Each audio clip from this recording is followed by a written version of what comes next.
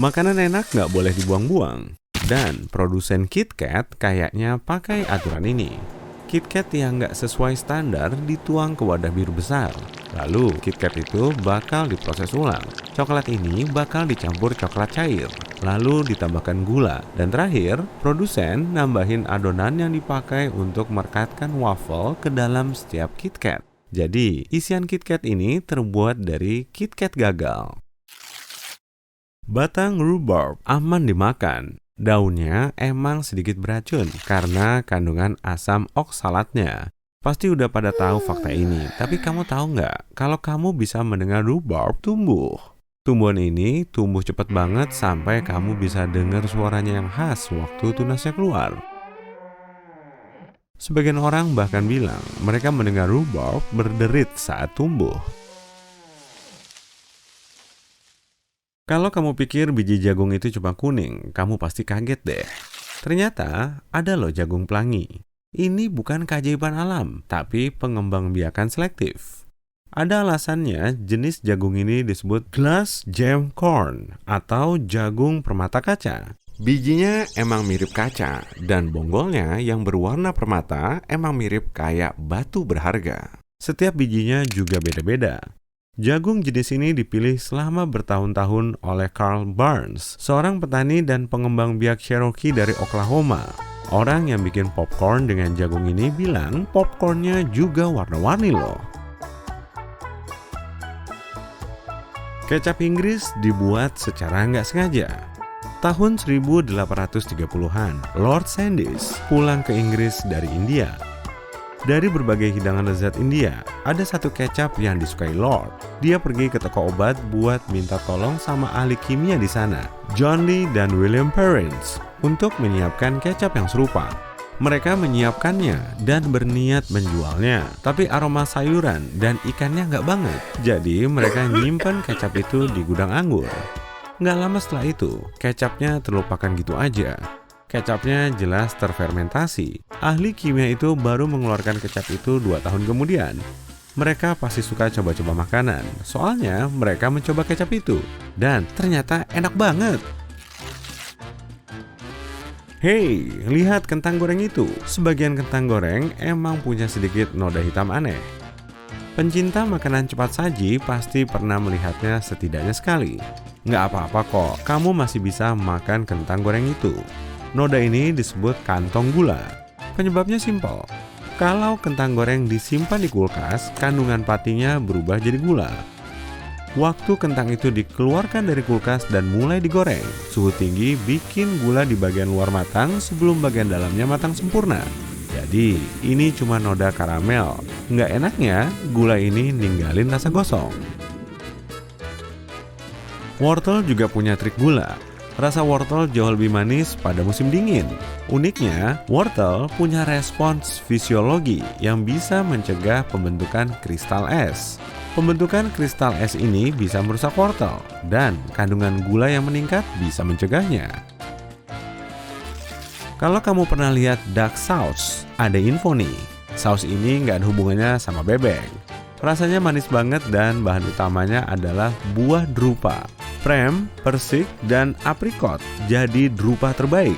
Biar lebih enak, tambahin gula, cuka, jahe, dan cabai. Rasa manis dan pedasnya bercampur, sehingga bikin saus ini cocok buat temen makan lumpia dan gorengan asin lainnya. Percaya nggak percaya, camilan keju yang kita sukai sekarang itu dianggap sampah loh di tahun 1930-an. Suatu hari, Edward Wilson melihat jagung yang berbentuk pita saat keluar dari mesin pabrik yang memproduksi makanan hewan.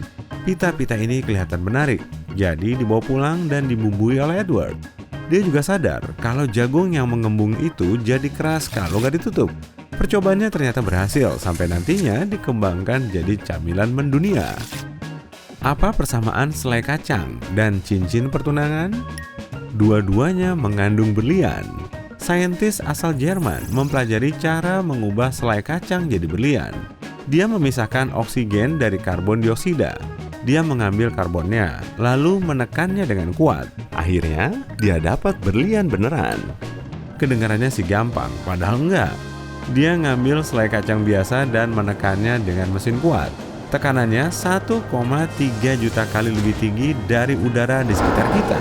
Lalu, dia memanaskannya pada suhu yang bisa ditemukan 800 km di bawah permukaan bumi.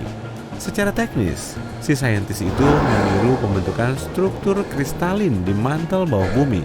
Jadi, kalau kamu udah ngambil selai kacang buat dijadikan berlian, mending ambil juga jelly dan roti. Tanpa alat khusus, kamu cuma bisa bikin sandwich dengan bahan-bahan itu. Satu lagi pertanyaan rumit buat kamu. Makanan mana yang proteinnya lebih tinggi? Steak atau brokoli? Jawabannya brokoli. Tapi ada satu detail kecilnya, brokoli mengandung lebih banyak protein per kalori daripada daging. Jadi, 100 kalori brokoli bakal ngasih kamu lebih banyak protein daripada 100 kalori daging. Plus, brokoli nggak mengandung lemak jahat dan kolesterol. Pertanyaan terakhir nih, sumpah, apa yang lebih bikin melek? Apel atau secangkir kopi? Maaf aja penggemar kopi, apel sama bagusnya dengan minuman favorit kamu. Jadi, kalau nanti kamu loyo, coba ganti double espresso kamu dengan apel. Buah ini kaya mineral, vitamin C, karbohidrat, dan serat. Jadi, apel bakal ngasih kamu energi sebanyak yang diberikan kopi. Bahkan mungkin lebih. Orang-orang masih belum tahu asal mula keripik kentang.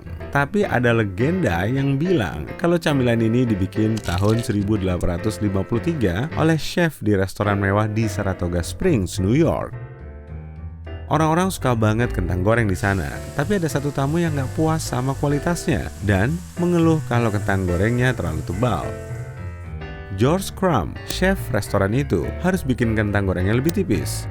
Tamu yang rewel ini belum puas juga. Si chef beneran marah, gak heran, soalnya chef George udah masak hidangan yang sama 3 kali buat si tamu ini. Jadi, dia sengaja bikin kentangnya setipis mungkin. Hidangan ini tipis banget sampai mustahil dimakan pakai alat makan. Mengejutkannya, tamu rewel ini akhirnya suka kentang itu. Resep hidangannya langsung viral dan keripik kentang muncul di semua tos serba di Amerika. Tadinya hidangan ini mau jadi hidangan panas, tapi malah jadi camilan.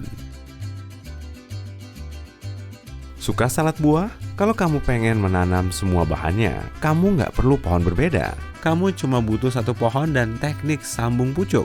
Pohon ini bisa memiliki varietas buah yang sama atau jenis buah berbeda. Kamu bisa menanam 6 buah berbeda pada satu pohon. Caesar salad nggak ada hubungannya sama Romawi kuno dan Julius Caesar. Salad ini berasal dari Meksiko dan ceritanya berawal di Tijuana. Salad ini nggak sengaja diciptakan oleh Chef Cesar Cardini. Suatu hari, waktu ada perayaan besar, dia kehabisan makanan. Dia cuma bisa nyemplungin berbagai bahan secara acak dan menyajikannya sebagai salad. Hidangan ini unik, populer, dan jadi tersebar ke seluruh dunia. Ada satu hal yang nggak unik dari salad ini sekarang. Banyak supermarket nawarin Caesar salad versi mereka dengan dressing mayones. Dulu, dressing salad ini berwarna kuning dan punya banyak bahan. Kalau mau bikin, kamu harus mencampur bawang putih cincang, teri, dan telur mentah dulu. Lalu, tambahin minyak zaitun. Terakhir, peras jeruk nipis, kecap Inggris, Dijon mustard, dan jelas, garam dan merica. Selesai. Meski kamu kira bawang putih yang bertunas itu nggak bisa dimakan, sebenarnya bisa kok. Masalahnya, rasa bawang putih yang udah bertunas lebih tajam. Jadi, mungkin nggak cocok buat salad, termasuk dressing Caesar salad asli. Tapi, ketajamannya nggak akan kerasa kalau dijadikan bumbu masakan.